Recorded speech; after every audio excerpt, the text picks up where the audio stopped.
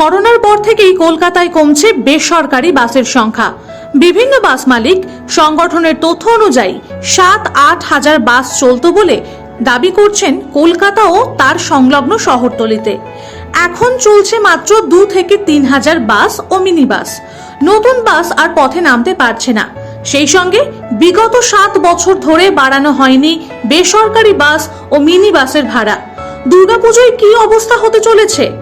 ভারত টিভিকে জানালেন joint council of বাস সিন্ডিকেটের সেক্রেটারি তপন বন্দ্যোপাধ্যায়।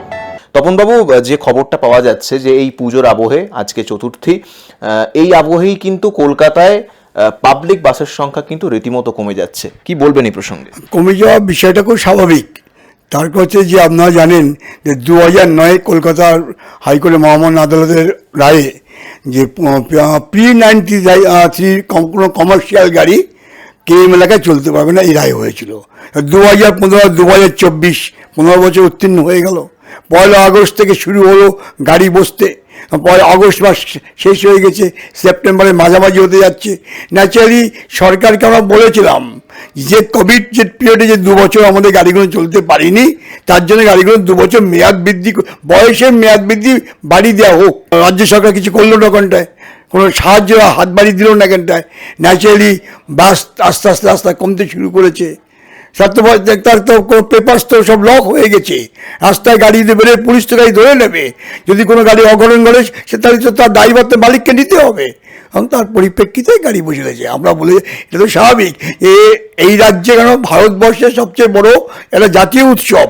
প্রতি বছর বেসরকারি বাস পুজোর সময় চতুর্থী পঞ্চমী দিন থেকে আপ টু বিজয়া দশমী পর্যন্ত ডে নাইট গাড়ি সার্ভিস দেয়। এই মুহূর্তে কলকাতার যা অবস্থা আর কি, আপনি কি মনে করছেন যে এই উৎসবের আবহে ঠিক কত পরিমাণ বাসের সংখ্যা কমে যেতে পারে?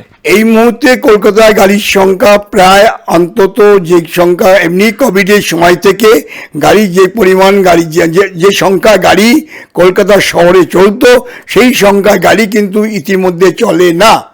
তার কারণ হচ্ছে কোভিডের জন্যেই। আর এখন গাড়ি বসে যাওয়ার জন্যে অন্তত প্রায় 30% গাড়ি বসে গেছে।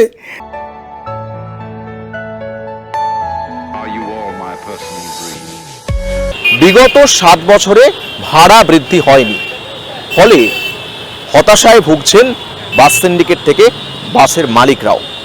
এই সামগ্রিক বিষয় নিয়ে আদালতের দ্বারস্থ হয়েছেন ওয়েস্ট বেঙ্গল বাস সিন্ডিকেট কাউন্সিলের কর্মকর্তারা। পরবর্তী ক্ষেত্রে কি আপডেট উঠে আসে, কলকাতা শহরে বাসের পরিমাণ বাড়ে, পরিবহন দপ্তরের পক্ষ থেকে কি রিপোর্ট দেওয়া হয়, সেদিকে অবশ্যই চোখ থাকবে। সঙ্গে থাকুন ভারত টিভির।